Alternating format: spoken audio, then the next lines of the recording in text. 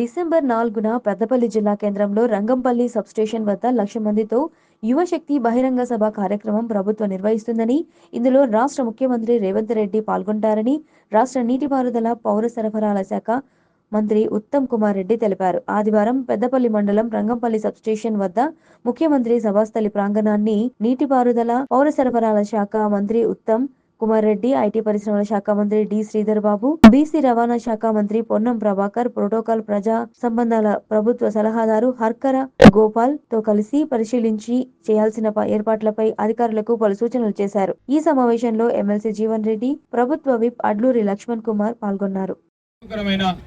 నిర్ణయాలకు సంబంధించి మన బాధ్యత పరంగా రేపు జరగబోయే సభ కానీ విని ఎరగని రీతిలో ఏ విధంగానైతే ఎలక్షన్ల ముందు దాదాపు 10 సంవత్సరాలు మీరందరూ కృషించి ఏ పార్టీ పిలుపుకైనా మీరు ఏ విధంగా విజయవంతం చేయాలని మీ ప్రయత్నంలో లోపం లేకుండా విజయవంతం చేసిండ్రో నేను పేరున మీ అందరినీ కోరుతా ఉన్నా. మళ్ళీ ప్రత్యేకంగా చెప్పనక్కర్లేదు. దయచేసి మీ అందరిని కూడా కోరుతా ఉన్నా, పేరున ఇది మన కార్యక్రమం, మన సభ. పేరున ఒకరు పంచుకొని పెద్ద ఎత్తున జన సమీకరణ చేసి మరి లక్షలాది మంది టార్గెట్ ఇచ్చిండు ఇప్పుడు ఉత్తమ్ కుమార్ రెడ్డి గారు.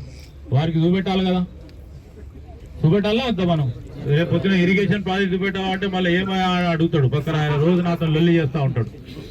గౌరవనీయులు రాష్ట్ర industries and IT minister Sridhar Babu గారు, గౌరవనీయులు రాష్ట్ర transport and BC welfare minister Ponnam Prabhakar గారు, పెద్దలు గౌరవనీయులు శాసన మండలి సభ్యులు జీవన్ రెడ్డి గారు, ప్రియ మిత్రుడు స్థానిక శాసన సభ్యులు, మరి వారి ఆధ్వర్యంలోనే 4వ తారీఖు కార్యక్రమం జరుగుతుంది. విజయ రమణారావు గారు, doctor MLA doctor Kavampalli Satyanarayana గారు, రామగుండం ఎమ్మెల్యే రాజ్ ఠాకూర్ గారు, వేములవాడ ఎమ్మెల్యే ఆది శ్రీనివాస్ గారు, ప్రభుత్వ సలహాదారుడు ప్రియ మిత్రుడు.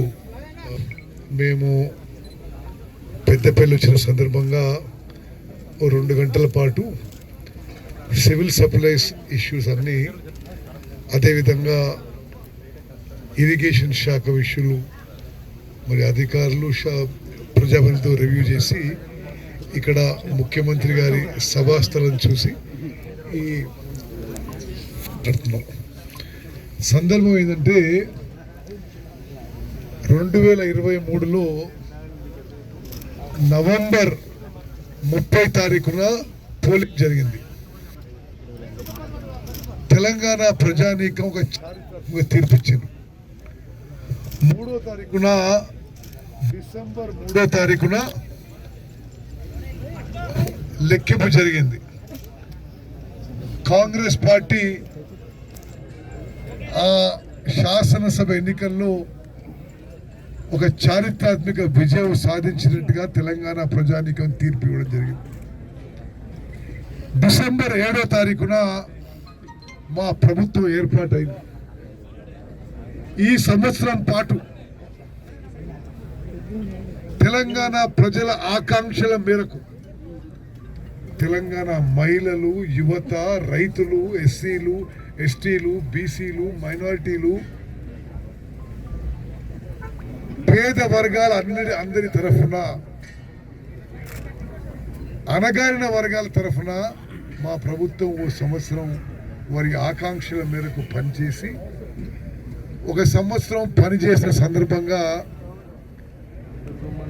ఈ వారం 10 రోజులు ప్రజాపాలన విజయోత్సవాలు జరుపుతూ ముందుకు పోతున్నాము. మా సందేశం ఇవ్వడానికి ఈ కార్యక్రమాలు నిర్వహిస్తున్నాము.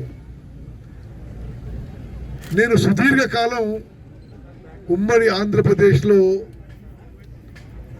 అదేవిధంగా ప్రత్యేక తెలంగాణ రాష్ట్రంలో అనేక పదవుల్లో ఉన్నారు. తెలంగాణ రాష్ట్రం కోసం పోరాడినరు. ఆ అసలు కారణం గత పాలకులు బీఆర్ఎస్ ప్రభుత్వంలో పెద్ద మనుషులు పూర్తిగా మర్చిపోయి 10 ఏళ్ల పాటు ప్రభుత్వంలో ఉన్న ఖాళీల వరకు కూడా నింపలేకపోయినరు. వారికి ఉద్యోగాలు ఉపాధి కల్పించాలనే ఒక సదుద్దేశంతో మేము వేగవంతంగా పోతూ ఇక్కడ 4వ తారీఖున 4 గంటలకు యువ వికాసం అనే పేరు